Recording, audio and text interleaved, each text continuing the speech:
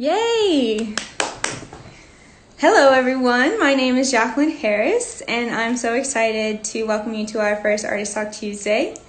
Artist Talk Tuesday is a place where we make space for our guests to come in and talk about their identities and their craft, whether it be dance, music, video production, anything creative. And this month we're talking dance. So today I'm really excited to have my great friend and very inspiring coworker, Chalvar Monteiro, to speak with us today.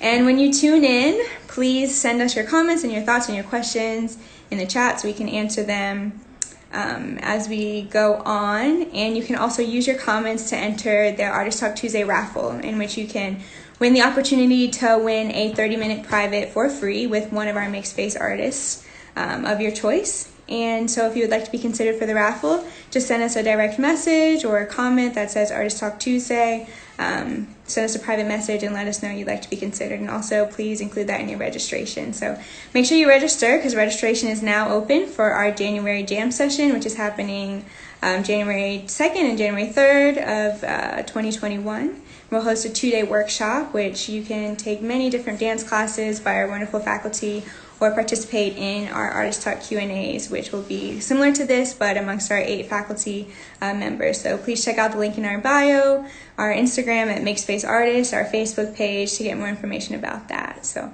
I'm really excited today to have my good friend Chalvar with us, so let's add him onto this chat. Chalvar and I have been dancing together for like 5-ish some odd years. Hey, Chalvar. Hey, friend. How you doing today? I am well. First of all, I am well. Today is a great day. I want to start this interview off by asking you a question. Are you Rapunzel on today? I just had to do something different. I wanted to look cute for Instagram, so I support. You like it? Oh, I love thank it. You. Thank you. How are you doing today? I am well. Today is, I guess, our second day off from our fall season with Ailey. I still found myself in a ballet class somehow. Beautiful. I love that. And yeah, today's a slow day. I'm making some 16-bean soup in my crock pot. The dog is taking a nap. So things are well. How are you? I'm good. I'm glad to hear that you're still dancing. So we've been off now this is our second week off, right? This is our first full week. This is our second day off. It's only our second day. So you've been dancing? You still been dancing? Today was the first day. I'm proud of you. That's better than I can say, Thank you. So I know you, I've known you for a long time, but a lot of other people don't. So, you want to introduce yourself? Tell us where you've been, what you're doing, how you got here. Okay. So let's see. I am originally from Montclair, New Jersey. I was born to 2 beautiful parents, Gregory and Dolores. And I also have 4 sisters. I grew up in the church. I grew up in the choir and the dance ministry, and most of my extracurricular activities were faith-based. And it wasn't until maybe going into my 8th grade or 9th grade year, I met this woman, Sharon Miller, who used to dance for the Ailey Company and also had some success in musical theater. And she offered me a scholarship to her school that she had for a few years in Montclair.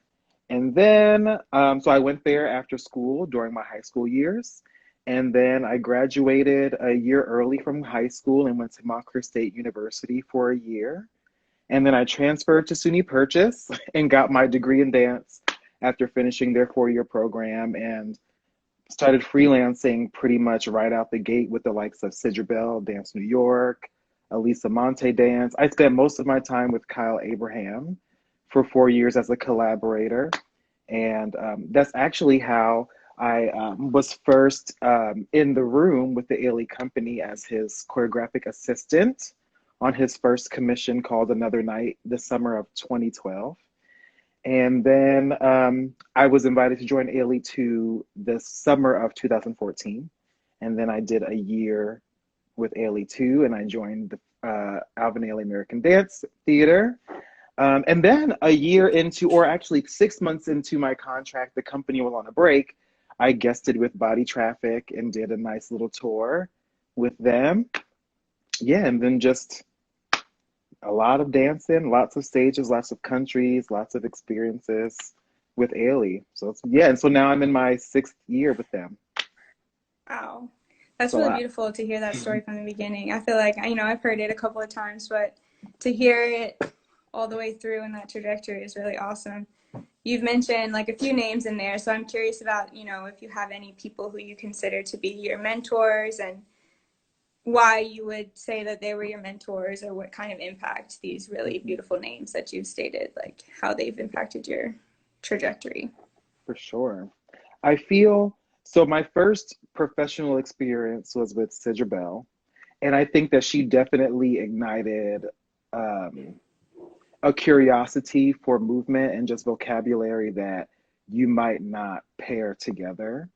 And ideas and she also introduced me to the importance of building a world and an atmosphere for work to live in, and that work could be something more than just choreography and lighting and dancers. But then I feel like transferring over to Kyle Abraham specifically, I think he is the biggest game changer in my career. I mean, honestly, I feel a lot of my curiosities, a lot of my preferences, my taste in certain things has everything to do with our experience together over those 4 years. He was the first choreographer, the first voice that made me feel like anything I had to contribute was of value. And so it was one of the first places, because, as dancers, we're taught to be seen and not heard. And, just means of being obedient as a way of gaining success.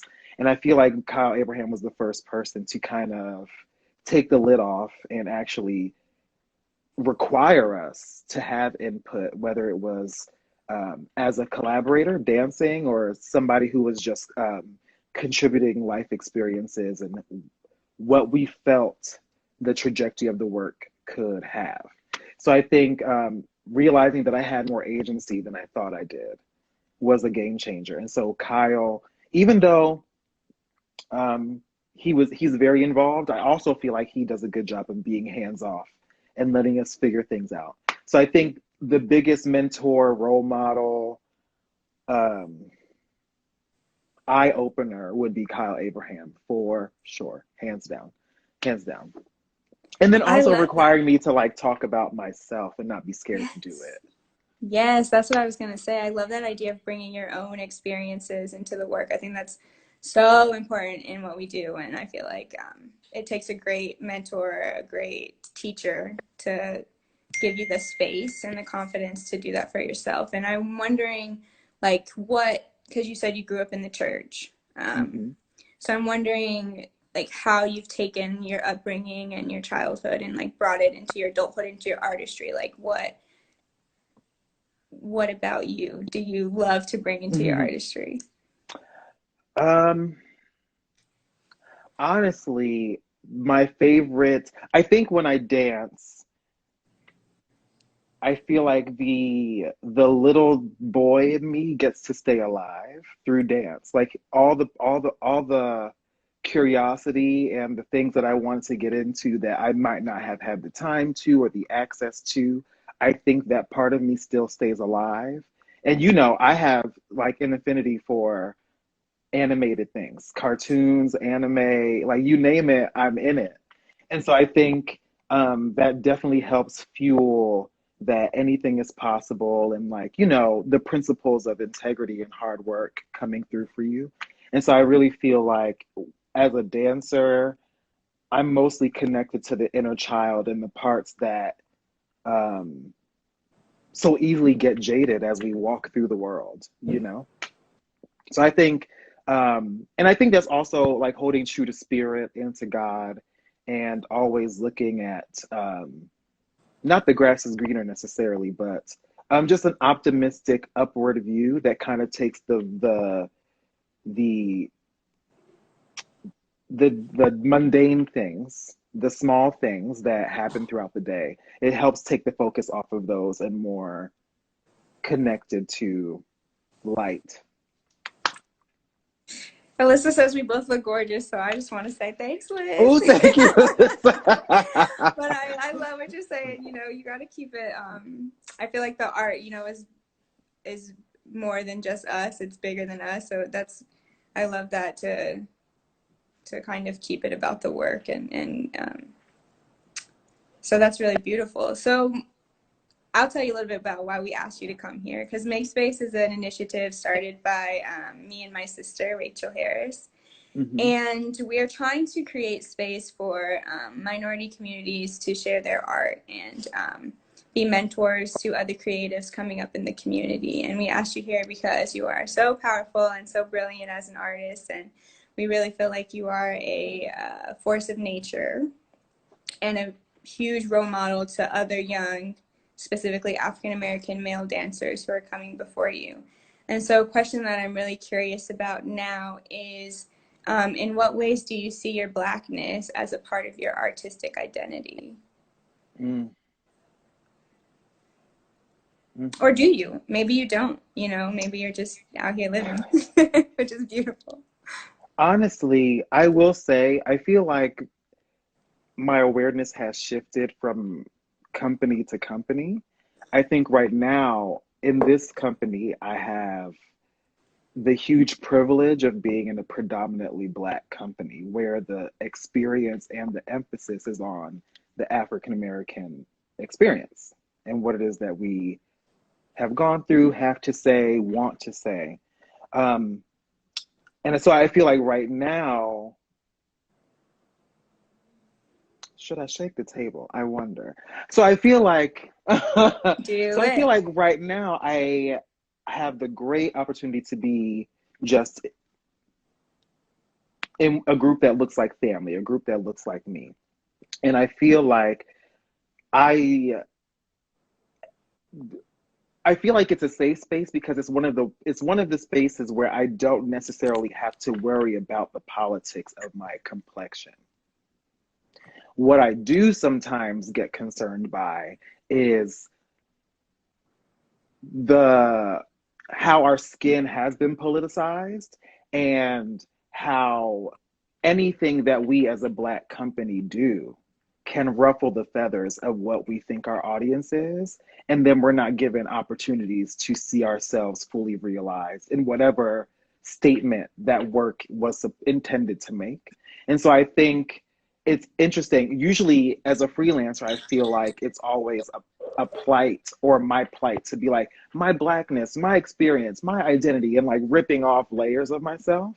And I feel like now in this company, I feel like because it is such a huge entity that means so many different things to so many different people, that now my complexion has been politicized for a whole different reason now. Almost as if I'm also realized, and also I feel like in this company of Ailey, I'm also realizing just how strong the collective really is and how beautiful of a thing it can be when we actually put aside all the things and get to the core again, connect to spirit, get to the core, what it is that we need as a collective, as a community, and then just go forth and lead with love. Because I feel like just seeing the response to works that have already existed but have then been transposed onto Black bodies and how that message has taken on a life that nobody intended for it to take. And so I feel I feel like right now I'm connected to my race and I'm in tune with it in terms of like the collective and not necessarily like an individual experience as I once did. That's amazing. There is something like so powerful in being able to say like we as artists are phenomenal, and not just for Black artists but point blank period just phenomenal. And I think that that's Yes. really really powerful.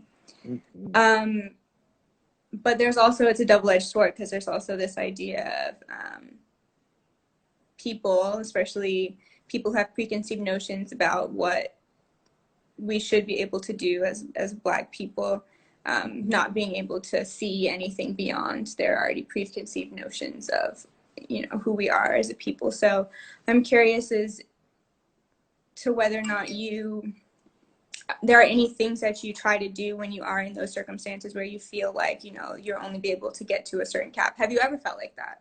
Like your value will only reach a certain point in other people's eyes? Hmm.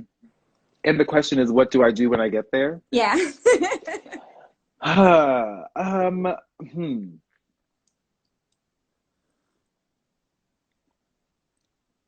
Okay, it's interesting because I know what I would say to myself now.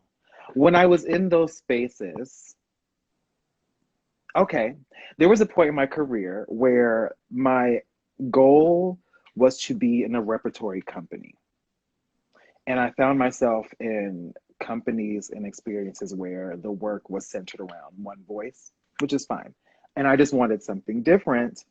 And I think what kind of emphasized that desire was in those spaces when a choreographer sees you in a way or is interested in using you in a certain type of way, it's usually very hard to um, maybe see you in your fullness because you're already, as a dancer, fully exposed. And so it's hard to change somebody's mind about you when you've already bared your soul to them. And so I feel like that's when, now in hindsight, I would tell myself, that's when you should have conversation with them. That's when you ask questions and maybe try to have the nuance, maybe have the conversation become more nuanced so that they understand how it is you want to be seen. Because only you know yourself as deeply as you do. And so I think in those moments, though, I would take that as an opportunity to maybe take class elsewhere, to inject myself into a new space that has maybe no interest of me or no interest to me before that point, or something I've always wanted to do but never had the time to. I think when I would, run up against a wall, that's when I would pursue all the other styles and opportunities that I've been itching to do in hopes that it would inform where I am and hopefully give me some salt and pepper that hopefully can be picked up on and then appreciated and incorporated into the work. And that's not always um, successful, but I feel like I think that's what I would do and still try to do now. You were dropping some gems. So does that have anything to do with who you are? Taking notes over here. Does that have anything to do with your trajectory in the dance world? Because you mentioned a lot of different companies and a lot of different spaces. So I'm wondering, you know, what that journey was like and Absolutely. how you did that. Yeah, so I guess another part of the journey that a lot of people don't usually know is that Ailey took me 7 years of auditioning to get in. And so every time I got turned away, I would, a little piece of me was like, oh no, oh no. But then the other part of me was like, okay, you still have a great opportunity with Kyle. You have a great relationship with Kyle. This is an opportunity in your downtime with Kyle. Pursue other relationships and court other relationships to kind of not only add to your arsenal to make you a good asset to where you're trying to get, but then also have these experiences so that you have lived a certain type of life where you really know whether you have what you need to make it, so that you can see in different pools what are parts of me that need to be refined, so that when I get into a big pond, that I can still hold my own and not feel like I need some floaties or something. So I think, and so I think that's why my resume looks the way that it does, because anytime I was told no, or anytime that I felt like I just needed a burst of flavor, I pursued another opportunity. I pursued another relationship, um, to kind of fulfill myself first. Mm-hmm. And then, because I know that I can't sit still. I know this about myself. So anytime there's a break, I still find myself doing lots of things. So that's part of it. But also, like, I've always wanted to work with Larry Keigwin at the time. So I was like, why not approach Larry Keigwin, this sweet man who was more than willing and happy to bring me into the fold when the time was right. So yeah, I think I was just taking all these opportunities to not only build a resume, but also to kind of like fill in some holes and keep experimenting with styles as I again was um, approaching. I was kind of courting myself for a repertory ensemble experience. That's amazing.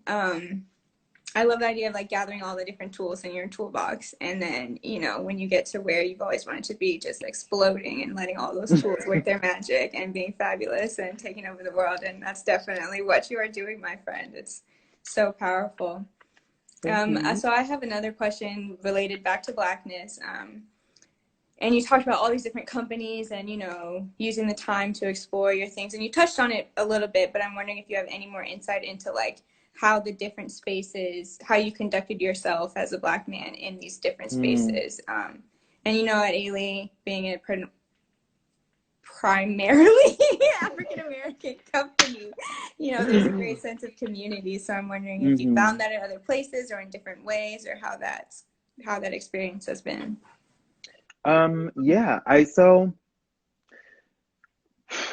feel like most of my experiences leading up to ALE were safe. I felt safe pretty much everywhere that I was. And as it related to race, I feel like with Sidra Bell, she's always been somebody that is excited by having a very diverse group of people that might not share common interests besides dance, and like curiosity with movement. And then with Kyle, I think the focus was on Black stories and Black love. And so those relationships were a lot more deep. The conversations were a lot more exposing. Um, there was a lot more, yeah, it was just very revealing in those times. So that felt like a family to me, like the deepest family experience I've ever had. Those people are still my brothers and sisters now, and we haven't been together for like 7 years. Some of the strongest relationships ever. And so I feel like, as it relates to race, I feel like there were only two times. One time, I didn't feel, I wasn't in myself enough to really clock it and address it in the moment. But it was, a classic story of somebody feeling like they needed to really go here to connect with me. And I was like, oh my goodness. Oh my goodness. I was like, wait a sec. I was like, wait. I was like, when have I ever done that with you? When have you seen me do that with you? It's for you to think that that was a way in with me. I'm confused. Like, I've never done this with you. I'm not saying you're wrong, okay? But this is very telling that this is the like your first conversation with me. That's how you think that you should insert yourself. And so that was alarming. Um, and then through very immature coping mechanisms, we dealt with it. It was handled. But I think I had another one, later in my career. Um, and just in that moment, I feel like all it requires is really, it's uncomfortable. And I'm not going to say that it's easy, but I do think that it just requires, especially like for people who,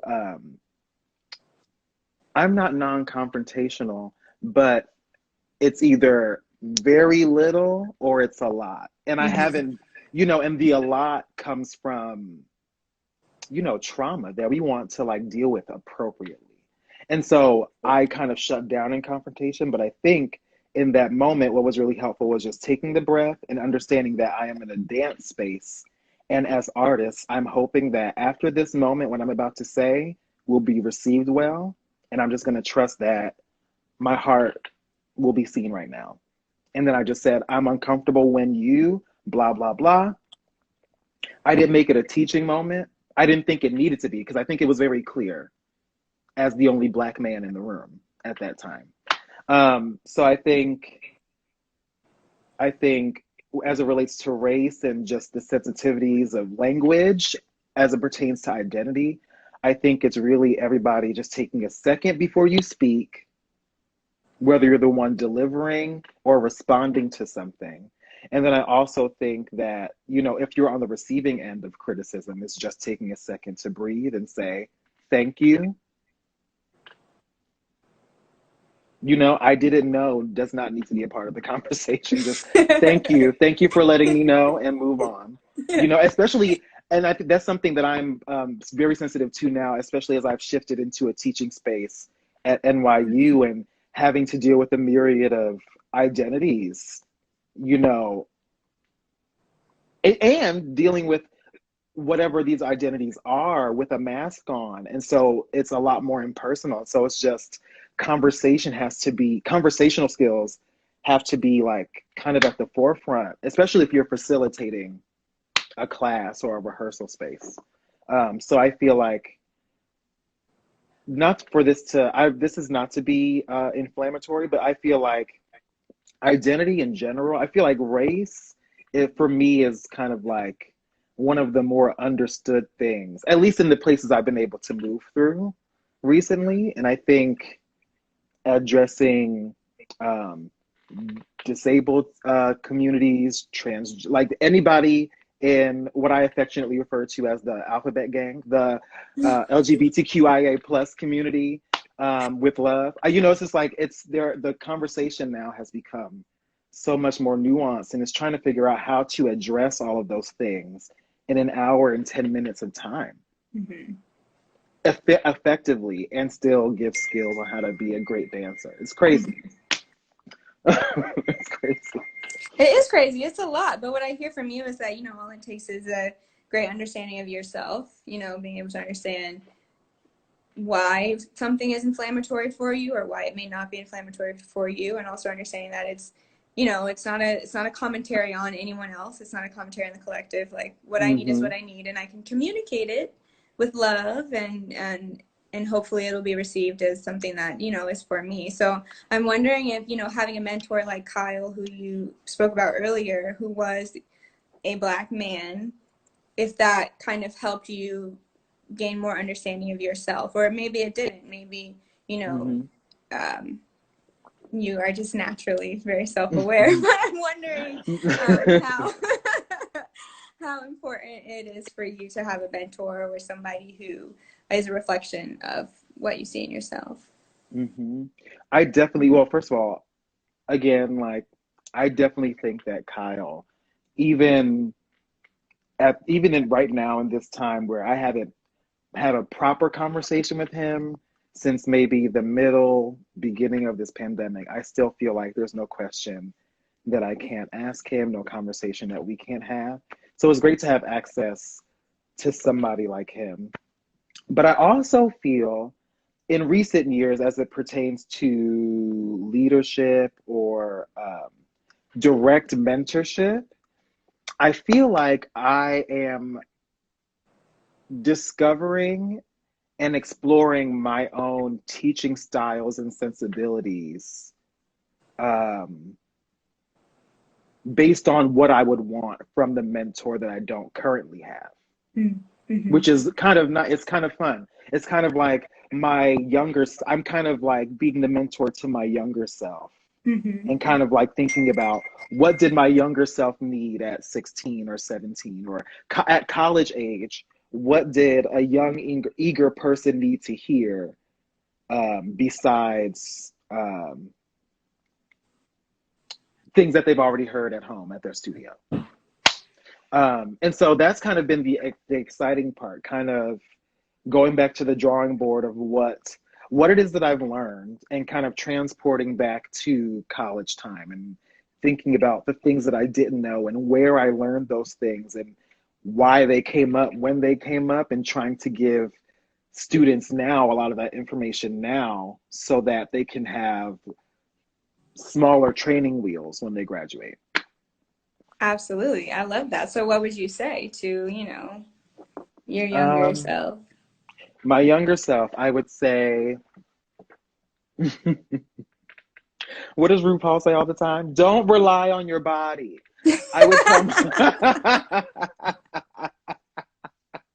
Great advice, though. I would tell myself because I feel like because I started pretty much right before high school, I feel and I graduated high school in 3 years. I feel like the foundation wasn't really laid well. And then so getting to college, I'm meeting everybody that's had, even if it was the same amount of time that they started, their foundation looked more solid. And so I think for me, I would tell myself the easy way out is not an option. Um, Starting from scratch is not a bad thing. Basic is not a bad thing. Being basic and like going back to basics is not a bad thing. Having a having a first position that is not 180 degrees flat is not a bad thing, you know? Um, and I think Yes. I did a good job of creating a tribe around me of hard workers in college. So I wouldn't change anything about the friends that I had in college. Um, but I think I would put a lot more things into practice instead of like obsessing and thinking so much. I would say just put it into practice and try. Be brave, be bold, just go for it. I love that. I love the tribe. You got to surround yourself with The people tribe. who are Hmm. gonna lift you up and pull you up. So you started dancing at 17, you say? No, 13, 13. 13, 13, 13. Thank you for the clarification. I was like, 8 girl, 17. Yesterday. What kind of made you like say, okay, I want to dance? Okay. Well, I saw the Alvin Ailey American Dance Theater at NJPAC, New Jersey Performing Arts Center. It was right before I started training at that studio in New Jersey. It was the first time I had seen uh, Black dancers live. I knew that dance existed. I knew ballet existed. I had seen Dance Theater of Harlem on Sesame Street, so I knew that people were doing things, but as it related to ballet, I think that that was the only insertion to ballet that I knew, or to dance that I knew. And so when I saw Ailey, I was like, oh, I need this in my life. And then the studio that I went to did primarily ballet and Horton, and so Horton being the language of revelations, I was just like enamored. And so I just kept at it, kept at it, kept at it. Um, Yeah, and I really loved Horton back in the day. Mm-hmm. Like That's good. it's crazy, but I used to love that stuff. I used to. It's good. Ooh, it is great. The Mhm. QLs don't do the same thing anymore. But yeah, I used to really love Horton, and so I think. But then I was also introduced to Balanchine very early as well because my first ballet teacher, Lisa Addles, was a soloist with Dance Theater of Harlem, and they had a Balanchine fixation, which I was just in love with. So I think then being introduced to all the Balanchine tapes they made available to me was what really sealed the deal. And then seeing people like Desmond Richardson, like guest artists extraordinaire, like dancing with ABT and Forsyth, and like just really like having the career that really illustrates what freedom looks like for a Black artist. You know, Yes. I was like, oh, give me that. Yes. Give me that. So yeah, I think seeing Ailey planted the seed, but then I was blessed to have people around me that gave me footage of like Sylvie Guillem and Cinderella and like all these amazing things on video, on VHS. I love that your reference of dance like was very black, but also very like it was very diverse. I'll say that. It was very diverse. Yeah, it was Um like very Black and then ballet. and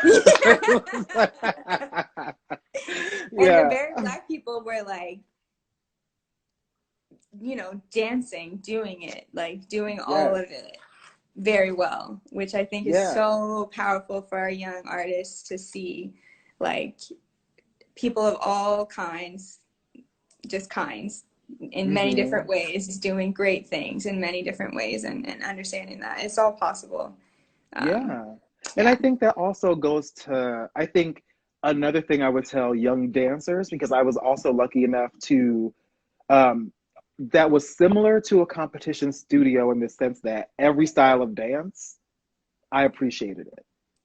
It was made available to me. I appreciated it. I loved West African just as much as I did tap, just as much as I did hip hop, ballet, like there was an appreciation for, even if I only had it twice a week, I was full Hmm. out.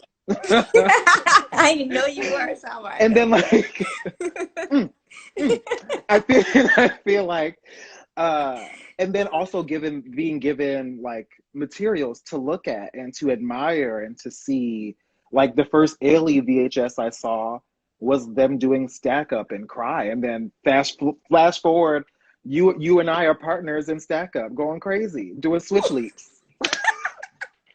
But then I'm also watching like Serenade and the Four Temperaments and all that stuff. And then I'm doing those things in college, or I'm watching my friends do those things in college. So it was like, I don't know. It was just, yeah, everything was important. Every style was important. Heels class is important to me. it So I'm going to do is. it. Learning how to Vogue is an interest. So I'm going to do it because it's all information. I love that diversity. I just love it so much, you know. And a little plug here, you know, Make Space, our weekend workshop, you can take all of these different kinds of classes from Mm-hmm. Afrofusion to Vogue to contemporary. So if you're interested in anything Shalvar is saying, I encourage you to check it out on our Instagram or on our Facebook and register at the link in our bio. Chalvar, you are just like so amazing, and I want to switch a little bit and talk about your choreography. Is that okay with you? Yeah, that's fine. Okay, great. So I'm wondering, because you haven't really mentioned it, but I know that you are a phenomenal choreographer. Do you consider that to be true for yourself? I like putting steps together. I have fun putting steps together, and I would like more practice and opportunity to do so. I don't think that I'm bad at it. I actually really do enjoy process. I think as a choreographer, I think that's what attracts me to choreograph is the quality time that you get to have in the studio. The finished product, I think, is the least exciting part to me. Mm. Um, I mean, seeing a manifestation of hard work and focus and like tail oriented fun, but I think being able to collaborate, and I think again, um, shout out to Sidra and Kyle, like people who take 9 months to a year to put together one work. You know, I think I really enjoy the process more than anything. And I think, you know, it's definitely something that this pandemic has given me time to think about pursuing again, like for real, for real. So yeah, I do enjoy choreographing, and I think the biggest revelation that I had um, in my journal was just the emphasis being on making a contribution to the dance world and less focus on how impeccable or game changing or innovative it is, and just honoring its validity simply by its existence, you know? Mm-hmm. So I think that is, you know, where I am with choreography right now. Um, Seeing all of these self-produced ideas come to fruition so beautifully from so many different people has really kind of made me want to take a stab at it one more time. Something that is not so loose like improvisation, which is my first love, honestly, and really getting married, like no longer having commitment issues and agreeing to or committing to an idea and shaping it and the effort it takes to shape something. I love that attention to detail and that patience, and Mm-hmm. that dedication that you talked about. I look forward to seeing whatever you decide to create next. But you said something about improvisation, so I want to circle back around to that. What do you think about when you're improv? I know you get asked this question like every day, but Ooh. I want to know, and I think so does our audience. I I mean, honestly, it depends on the day. Like sometimes I remember before a performance, my body was so tired, and I was like, there's no way I'm about to do ballet to warm up for this performance. So I put on a Solange album for a good vibe, and I put my phone down, I put my headphones down, I was in my costume, and I just got good and sweaty. I didn't care what I did, I didn't care what I looked like. I was just kind of letting my body take over and respond to the music, knowing that I'm using it to get ready for a performance. Other times, um, I go in there specifically thinking about reflecting the music and listening to accents. Sometimes I think about the relationship between how I use my shoulders and my hips, or my knees and my ribs, and how they can move in tandem or not.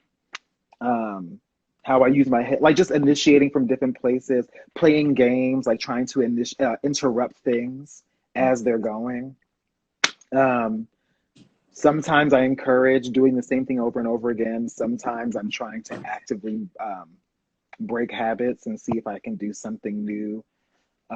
Yeah, I just feel like improvisation is just a great, like, full body meditative thing that just helps you honor your impulses. And so sometimes it's just like, how do I play with that? Like, what can my stream of consciousness be today with these tasks in mind? I love that honoring your impulses. Like, I think there's so many different ways, like you said, you named all the different things that you could think about. And I'm sure there are millions, millions more. And I So many. love the fact that you just have to honor whatever you feel in that moment. So my question is, how do you release any expectation or idea of what you want your fabulous improv video to look like so you can post it on your Instagram? Like, how do you release that? Yeah, you are so funny. So I feel so another thing, again, Kyle Abraham. I had to learn improv solos of his off of video that would then become my solo. And I was like, oh my gosh, you can literally choreograph a dance by just one day going off, setting up your camera, and then like take bits and pieces from your improv that you like, and you can make a whole dance out of that. And so when I was really interested in choreography, I was looking at that as a practice for a while and looking back at things and seeing if things could belong together in the same vocabulary or in the same world. But I think honestly, I hated improvisation. I was so insecure with improvisation. And I just had to, the same way singers have to just record themselves and like get over what their voice sounds like just to get used to it and like love it. Mm-hmm. I think watching yourself on video, not as a means of judging, but just seeing where it is that you are that day. It's kind of like if you treat it, I treat it like a journal, honestly. Sometimes I look back at improv from like a year ago and I'm like, oh my God, I was so sad. It's true. Oh, You know? And then I'll fast forward like a few months later and I'm like, oh, he was in his good body. His knees were good that day. Okay. So I feel like sometimes I just treat it like a journal, a movement journal. And it can literally be that simple.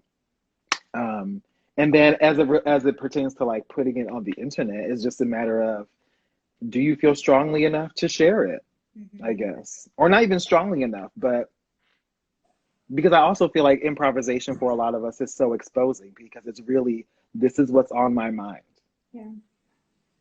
Here it is. But that practice is no different than, you know, what Meg the Stallion was doing before she got hot. It's a practice of exposing yourself. You know, it's a practice of exposing yourself. You know, Yes. the same way, I don't even know, like jazz musicians, like scatting, and just the way that jazz develops, if we're not willing to expose who we are, we don't know the possibilities of where the form can take us. Mm. And so it really is an act of bravery. It is. But I would say just keep exploring with it. And you may never be comfortable with sharing it because I don't think that's the goal of improvisation.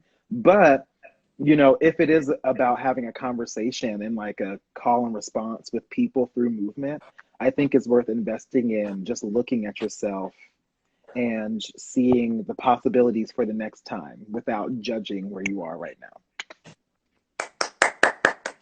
That deserves a hand clap now. because it was so beautifully stated. I love it's a practice. You just have to keep doing it. And I think that's with all art, all dance, all movement, all honesty, Hmm. all truth. You just keep practicing, and eventually it'll become second nature, and we can all honor our impulses to just be who we are. So thank you, Chalvar. I'm so happy that you came on here with me today. You took a little time out of your busy life to be with us. Hopefully we can get you on one of our make space workshops in the near future. Yes, I will push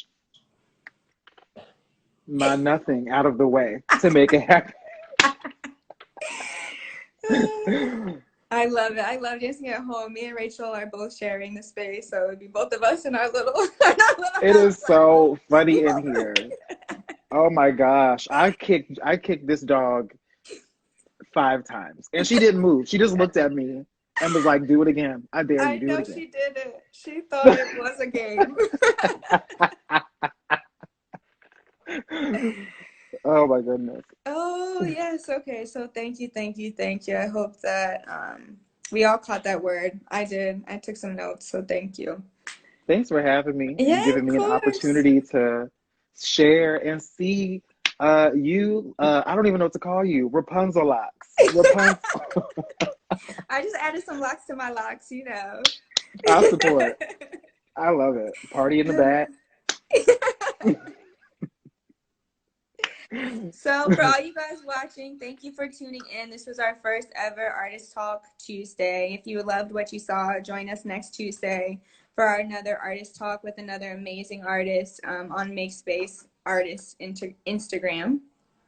And if you liked it, you can enter to win a MakeSpace Artist Talk Tuesday raffle by just DMing us or commenting on one of our Artist Talk Tuesdays and including it in your registration. And please register for our January Jam session happening January 2nd and 3rd. And you can find more information about registration on our Instagram at MakeSpace Artists, on our Facebook at the same name, or you can register with the link in our bio. So I love you, Chalvar. Hope Love that you you too. enjoy. Thank you. Thanks all for watching.